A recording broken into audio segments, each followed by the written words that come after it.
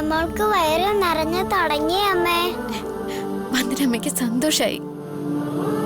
Uncle പാവോ, സ്നേഹമുള്ള അങ്കിളാ.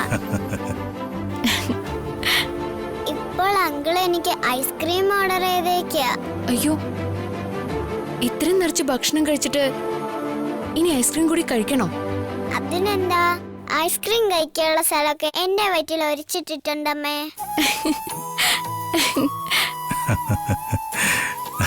ഉമ്മ.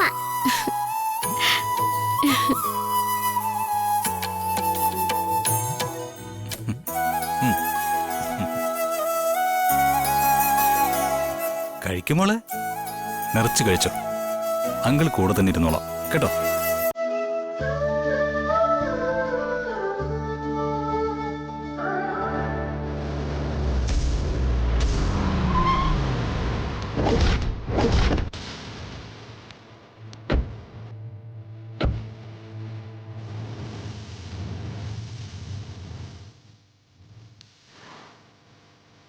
കുട്ടിയുമായി അയാൾ നിൽക്കാന്ന് പറഞ്ഞ സ്ഥലം എവിടെയാണ്? ഇവിടെ ഇങ്ങും കുട്ടിയെ കാണുന്നില്ലല്ലോ. ചേട്ടാ, എന്താ? ഒരു കാല് വയ്യാത്തൊരു പെൺകുട്ടി, ഒരു 4-5 വയസ്സ് പ്രായം തോന്നും. ഇവിടെ എങ്ങാനും നിൽക്കുന്നുണ്ടായിരുന്നോ? അങ്ങനെ ഒരു പെൺകുട്ടി ഒരു ചെറുപ്പക്കാരനൊപ്പം ഇവിടെ നിൽക്കുന്നുണ്ട്. ആ അതെ, ആ കുട്ടി തന്നെ. ആ അവരെന്നിട്ട് അങ്ങോട്ട് പോയേട്ടാ? അവർ ബൈക്കിൽ കയറി അങ്ങോട്ട് പോകുന്നുണ്ട്. ദിയ എവിടെയുണ്ടെന്ന് വന്ദനയ്ക്കറിയാം. അവളെ വിളിച്ച് ചോദിക്കാം. ഏയ്, അത് വേണ്ട. എൻ്റെ ഊഹം വെച്ച് അയാൾ ദിയയ്ക്ക് ഭക്ഷണം വാങ്ങിക്കൊടുക്കാൻ ഏതെങ്കിലും ഒരു ഹോട്ടലിലേക്ക് പോകാനാണ് സാധ്യത. ആ, നിന്റെ കയ്യിൽ അയാൾ വന്ദന വിളിച്ച നമ്പറില്ലേ? ഉണ്ട്. ആ, അതെടുക്ക്. എന്നിട്ട് വേഗം കാർ കയറ്. സാറേ, ഒരു ലോട്ടറി. ഒന്ന് പോടോ, നീ കയറ്.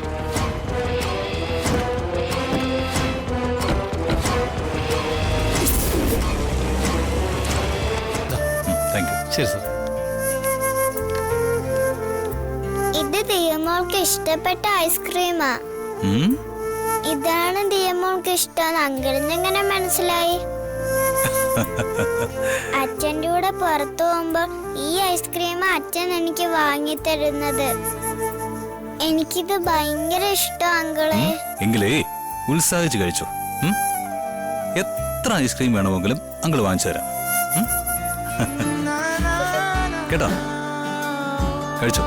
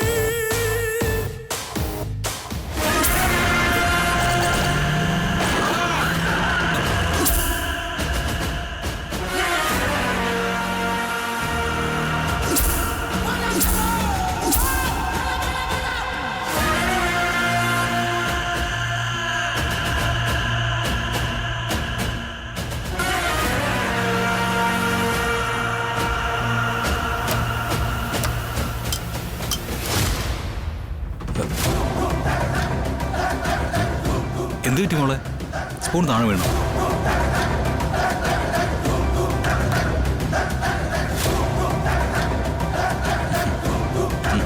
കഴിക്കാം. നിങ്ങൾ? ഞാൻ ദിയമോളുടെ അപ്പച്ചിയാ. ഇതിന്റെ ഭർത്താവ് സാഗർ. അപ്പോ നിങ്ങളാണോ ദിയെ ഫോൺ ചെയ്ത വന്ദന ആന്റി?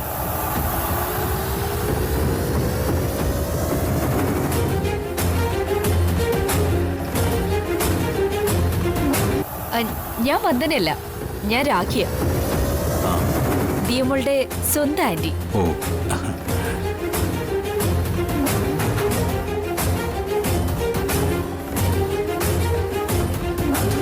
ഞങ്ങളോടൊപ്പാ ദിയമോള് താമസിക്കുന്നത്. ഉം. അല്പം കുസൃതി കൂടുതലാ ഇവൾക്ക്. ആരോടും പറയാതെ കറങ്ങാൻ ഇറങ്ങിയതാ. ഓ അങ്ങനെയാണോ?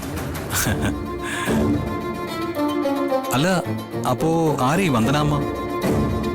അവളെന്റെ കൂട്ടുകാരിയാ. ആ അവളാ എനിക്ക് നിങ്ങളുടെ ഫോൺ നമ്പർ തന്നത്. ആ കുറച്ചു മുൻപ് ഞാൻ നിങ്ങളെ വിളിച്ചിരുന്നല്ലോ. അപ്പോഴാ കുട്ടി നിൽക്കുന്ന ലൊക്കേഷൻ പറഞ്ഞു തന്നത്. എന്തായാലും ഇത്ര നേരം കുഞ്ഞിനെ സംരക്ഷിച്ചതിന് നന്ദിയുണ്ട്.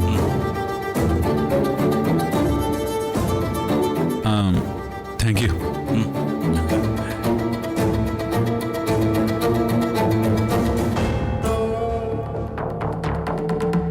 മോളെ ആന്റി അങ്കിൾ വന്നപ്പോ മോക്കൊന്നും വേണ്ടാതായോ? ഐസ്ക്രീം കഴിക്കേ? എനിക്ക് വേണ്ട അങ്കിൾ, ഞാൻ ഇവരോടൊപ്പം പോവില്ല.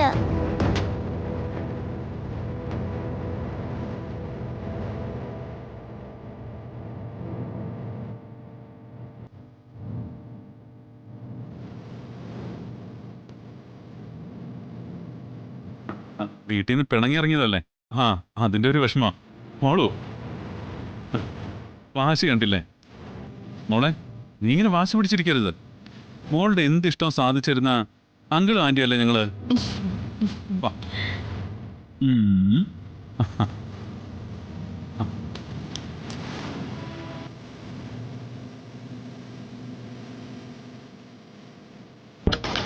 അപ്പോ വീണ്ടും നന്ദി പറയാ.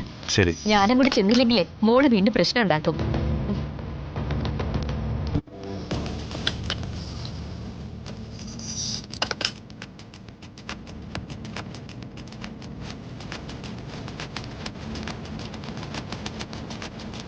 കുട്ടിയുടെ പേടിയും സങ്കടവും ഇപ്പോഴും അങ്ങോട്ട് വിട്ടുമാറിയിട്ടില്ല. ഇവര് കുട്ടിയുടെ ആന്റി അങ്കിൾ തന്നെയാണ്.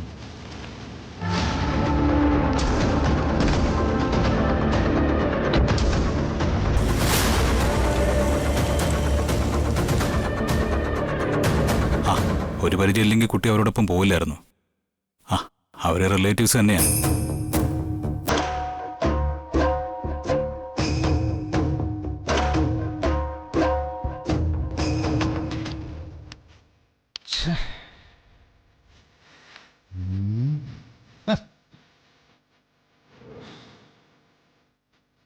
ഏമാളുകാരൻ്റെ മോളെ പെണ്ണ് കാണാൻ പോകുന്ന വാക്ക് കൊടുത്തല്ലേ? അവന് വിളിക്കുമ്പോഴൊക്കെ തിരക്കിലാണ്, മലമറിക്കലാണ്, മാങ്ങാത്തൊലിയാണെന്നൊക്കെ പറഞ്ഞ പയ്യനില്ലാതെ പെണ്ണ് കാണാൻ പോകാൻ പറ്റുമോ? ജഗൻ മനഃപൂർവ്വം ചെയ്യുന്നതായിരിക്കില്ല അച്ഛാ. എന്തെങ്കിലും ഒഴിവാക്കാൻ പറ്റാത്ത അത്യാവശ്യം കാണാതാ. എന്തൊക്കെ ആവശ്യമുണ്ടെങ്കിലും അതൊക്കെ മാറ്റി വെച്ചിട്ട് ഈ അച്ചമ്മയെ അതേപടി അനുസരിക്കുന്നവനായിരുന്നു ജഗൻ. ആദ്യമായിട്ട് എന്റെ ഒരു ആവശ്യത്തെ അവൻ അവഗണിക്കുന്നത്. അതാ ജഗൻ വന്നല്ലോ.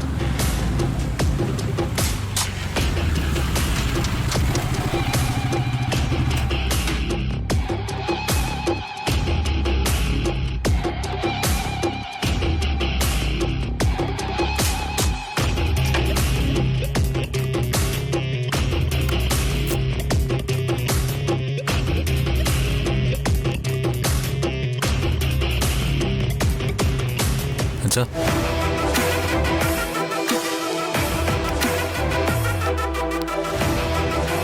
അച്ഛമ്മേ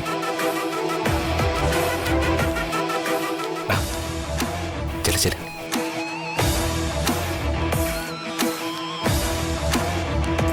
അല്ല അച്ഛനെന്താ ഈ വടക്കം നോക്കി യന്ത്രം പോലെ ഇരിക്കുന്നത്? അച്ഛമ്മയുടെ ഇരിപ്പം ശരിയല്ലല്ലോ. എന്തു പറ്റിയേട്ടാ? എന്റെ കയ്യിരിപ്പ് തന്നെ പ്രശ്നം. ഭീവരന്റെ കാര്യത്തിന് കണ്ണി കണ്ടവരെ വിളിച്ചോണ്ട് പോകാൻ പറ്റുമോ?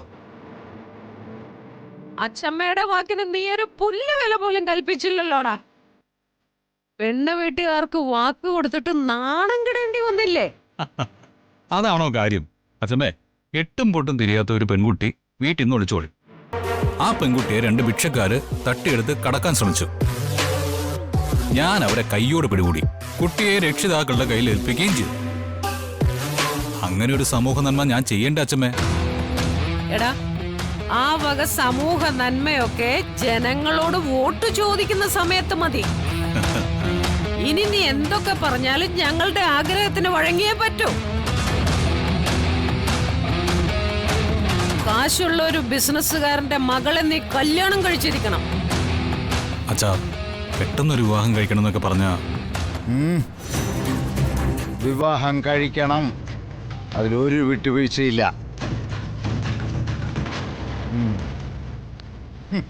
അച്ഛാ ഇത് നിന്റെ അച്ഛന്റെ വാക്കല്ല, അച്ഛമ്മയുടെ വാക്കാ. അത് അച്ഛന്റെ നാവ് വഴി വന്നൂന്നേ ഉള്ളൂ. അനുസരിച്ചേ പറ്റൂ.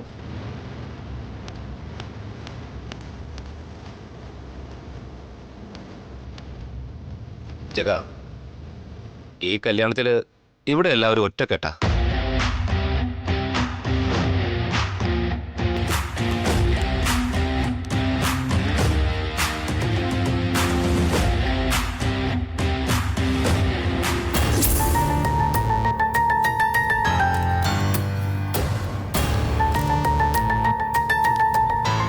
നിന്നെ പെട്ടെന്ന് പിടിച്ച് കെട്ടിക്കണമെന്ന അച്ഛന്റെ നിർബന്ധത്തിനും പിടിവാശിക്കും പിന്നിൽ അച്ഛമ്മേ,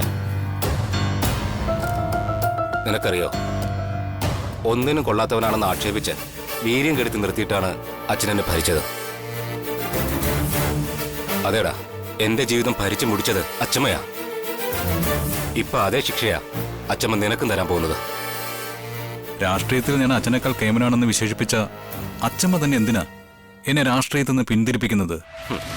ഒരു പണച്ചാക്ക് കോടീശ്വരന്റെ മകളുമായി നിന്റെ വിവാഹം നടത്തിക്കാൻ, അങ്ങനെ നിന്നെ ഒരു ബിസിനസ്സുകാരനാക്കാൻ. അച്ഛൻ ഈ രാഷ്ട്രീയത്തിൽ നിന്ന് ഏതാണ്ട് ഔട്ടായ മട്ട.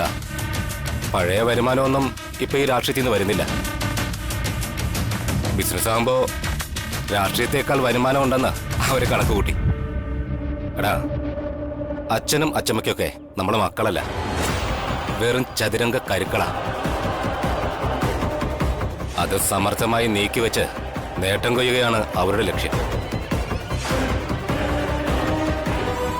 അച്ഛന്റെ അനുസരണയുള്ള മകനായി ജീവിച്ചപ്പോ പോലും അച്ഛൻ എനിക്കൊരു വിലയും തന്നിട്ടില്ല. ആ അവസ്ഥയിലേക്ക് നീയും ചെന്ന് പെടരുത്. പണം ഊറ്റിയെടുക്കാനുള്ളൊരു കറവപ്പച്ചുമായിട്ട് നീ നിന്നു കൊടുക്കരുത്. ഞാനിപ്പോ വിവാഹം കഴിക്കുന്നത് ബുദ്ധിയല്ല എന്നല്ലേ ഏട്ടൻ പറയുന്നത്? അയ്യോ, അങ്ങനെയല്ല. നിനക്ക് നല്ലൊരു വിവാഹ ജീവിതം ഉണ്ടാവണമെന്ന് തന്നെയാണ് എന്റെ ആഗ്രഹം. അത് കോടീശ്വരനായ ഒരു ബിസിനസ്സുകാരന്റെ മകളാണെങ്കിൽ അതങ്ങനെ തന്നെ ആയിക്കോട്ടെ. പക്ഷേ സ്വന്തം വ്യക്തിത്വം ഭാര്യയ്ക്കും അമ്മായിയപ്പനും അടിയറ വയ്ക്കുന്ന ഒരു നട്ടല്ലില്ലാത്ത വ്യക്തി ആവരുത് നീ. നിന്റെ വ്യക്തിത്വം അതൊരിക്കലും കൈമോശം വന്ന് പോകരുത് തന്നെയാണ്. സ്വന്തമായി സ്വതന്ത്രമായി ഒന്ന് ആലോചിച്ച് നീ തീരുമാനമെടുക്കുക. ഇത് പറയാനാ ഞാൻ വന്നത്.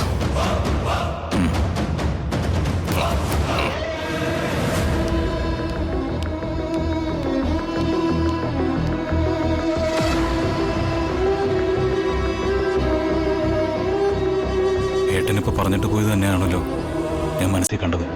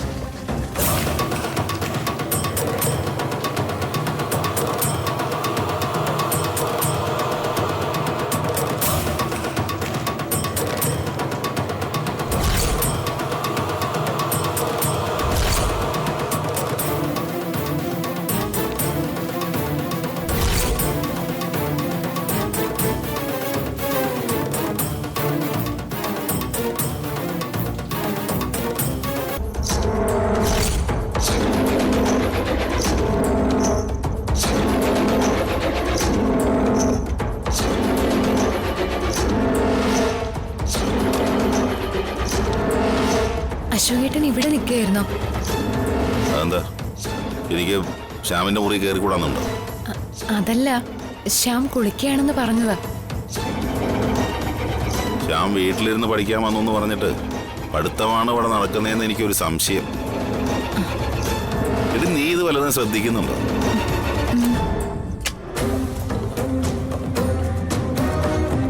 ഞാൻ നിന്റെ അമ്മയോട് ചോദിക്കായിരുന്നു, സ്റ്റഡി ലീവ് എന്നും പറഞ്ഞ് വന്നിട്ട് നിന്റെ പഠിത്തം വല്ലതും നടക്കുന്നുണ്ടോ എന്ന്. പഠിക്കുന്നുണ്ട് അച്ഛാ. എന്തോ എനിക്കങ്ങനെ തോന്നുന്നില്ല. മാത്രമല്ല മൊത്തത്തിൽ നിനക്ക് എന്തോ ഒരു മാറ്റം സംഭവിച്ചതുപോലെ.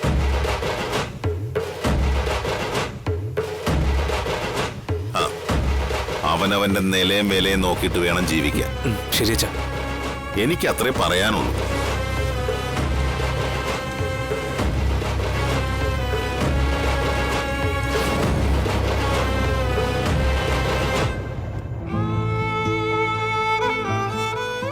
വാ, നീ ഇവിടെ ഇരിക്കേ.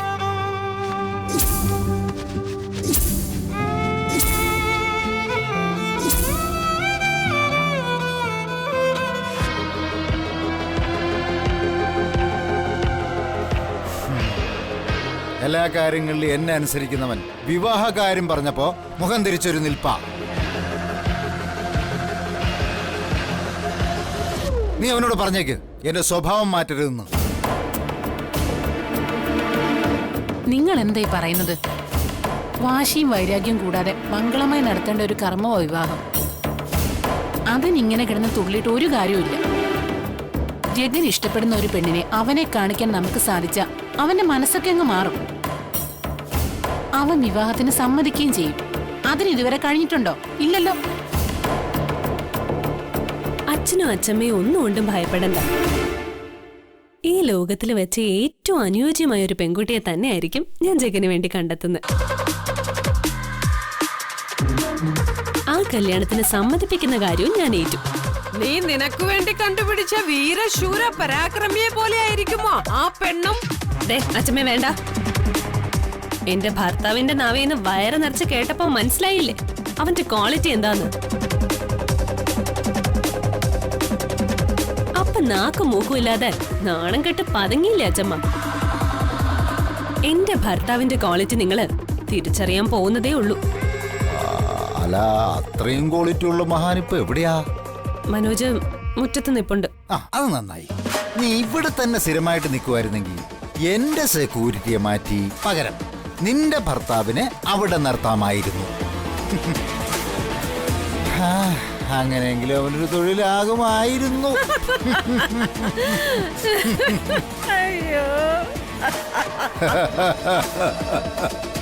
വേണ്ട കേട്ടോ, ഞാനൊന്നും പറയുന്നില്ല. അച്ഛന്റെ അച്ഛമ്മയുടെ ഈ സ്വഭാവം ഒന്നും ഒരിക്കലും മാറാൻ പോകുന്നില്ല.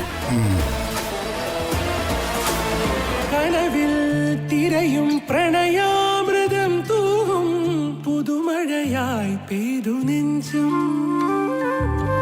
മനസ്സിൽ പടരും ശ്രീരാഗമായി നാദം പുതിയൊരു കുഞ്ചലായി ചേരും.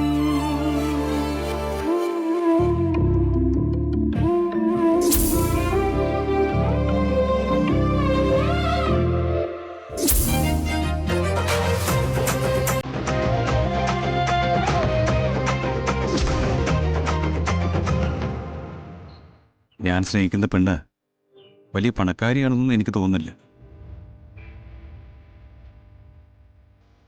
അതുകൊണ്ട് ഈ ജന്മം അവളെ കെട്ടാൻ അച്ഛനും അമ്മയും അനുവദിക്കുകയില്ല. പണത്തിന്റെ വലിപ്പം അല്ലാതെ മനസ്സിന്റെ വലിപ്പം ആർക്കും അറിയില്ലല്ലോ. എല്ലാവർക്കും പണം പണം പണം. കഷ്ടം. എന്റെ വിവാഹ കാര്യത്തിൽ നിങ്ങൾക്കുണ്ടായ മനോവിഷമം ഏട്ടന്റെ വിവാഹത്തോടെ ഞാൻ മാറ്റിയിരിക്കും. ഹരിതയാ പറയുന്നത്.